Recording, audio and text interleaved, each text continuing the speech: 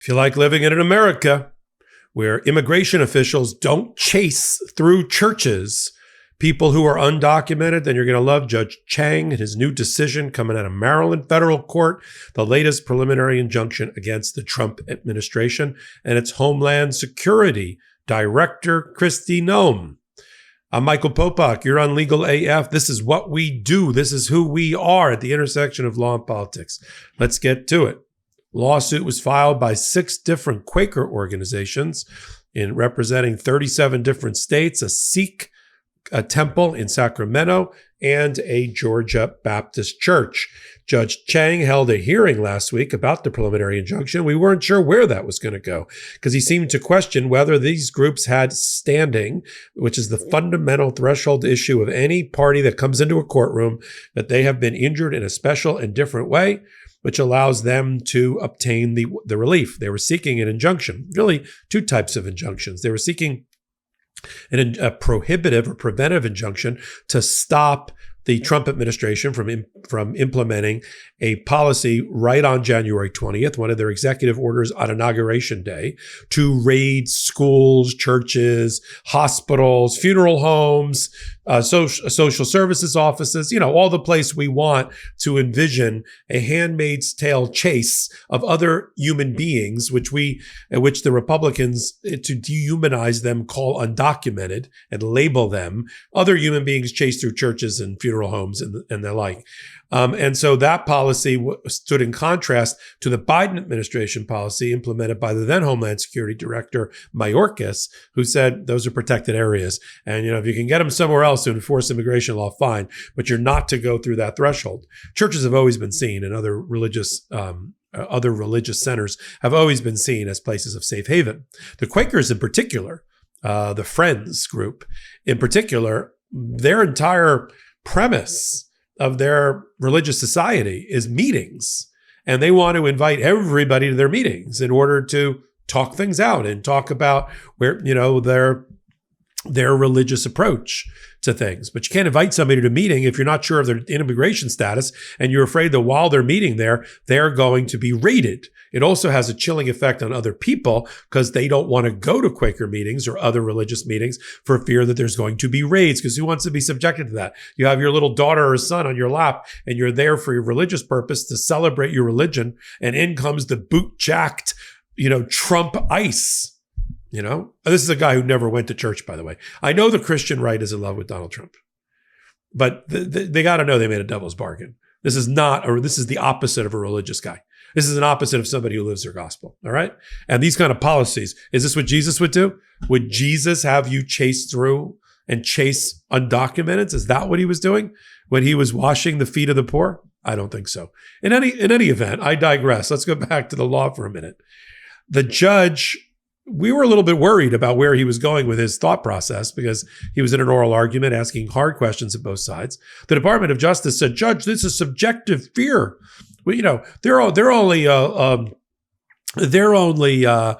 worried about what could happen or what might happen, or maybe they'll lose a couple of members here and there. But subjective fear shouldn't be the basis of of your ruling." And the judge said, "Subjective fear? Have you seen Kristi Noem dressed up in some sort of ICE cosplay, threatening to get the dirtbags off the street with her 6-shooter?" I mean, I added the 6-shooter part. He said, that's real. That's not subjective fear. And it's having a chilling effect on their ability to practice their First Amendment freedom of religion as part of their freedom of speech, right? And so that was the focus. Today, the injunction came out, and the injunction is quite clear, except it has limits. It only applies to the 37 branches of the Quaker group and this one Baptist church in Georgia and this one Sikh temple in Sacramento, California, because the judge didn't feel like he could issue a nationwide ban. Why not? I have no idea. I think if he crossed the Rubicon mentally in terms of his legal analysis and got to that point, you take the logical next step and do a nationwide ban. The next judge, I think, will be braver of heart and it will expand on Judge Chang's ruling, but it's a start, and it's a good start. there's two aspects of the injunction I started with. It's prohibitive. It stops the January 20th memo. It is mandatory in that it forces the government to go back to the memo that was in place to stop these kind of raids by Secretary Mayorkas, Biden's predecessor. So that's the balance right there. What happens next? Because it's a preliminary injunction, it's ripe for appeal.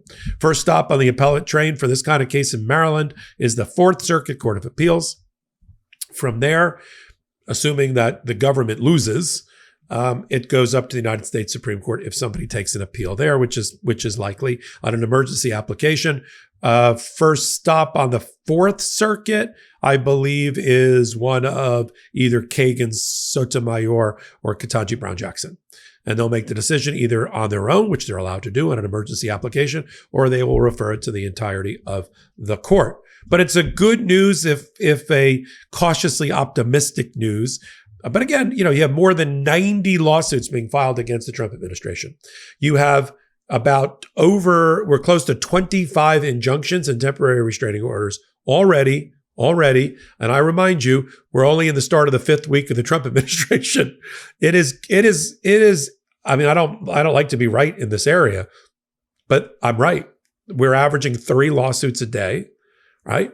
We're averaging already, how many weeks are we? We're averaging over 5 preliminary injunctions and temporary restraining orders per week against the Trump administration. For those that are following the Trumpometer here, the injunctionometer here on Legal AF. So we'll continue to follow it all. Next step, I gave you what's going to happen on appeals. We'll see another filing on behalf of everybody else, and we'll get a federal judge to give a nationwide injunction to stop this. Now, the downside of this particular order is that it doesn't apply to other places that make my skin crawl to think that the government and its jackbooted agents are going to, and probably not even voluntarily. A lot of them are religious. You think they want to be raiding churches? But this does not apply to the other areas of what used to be protected status, protected areas like schools, funeral homes, social services offices.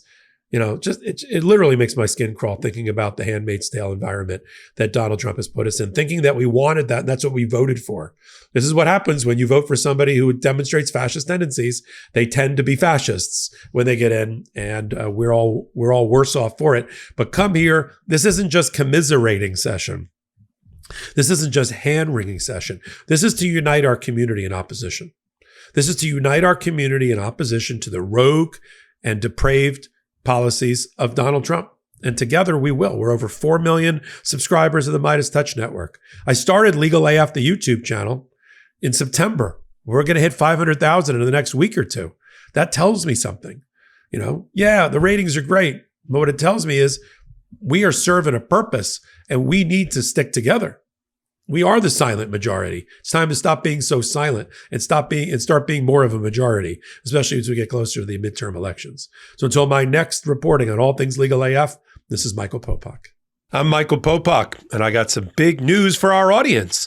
Most of you know me as the co-founder of Midas Touch's Legal AF and the Legal AF YouTube channel, or as a 35-year national trial lawyer. Now, building on what we started together on Legal AF, I've launched a new law firm, the Popok Firm, dedicated to obtaining justice through compassionate and zealous legal representation. At the Popok Firm, we are focused on obtaining justice for those who have been injured or damaged by a life-altering event, by securing the highest dollar recoveries.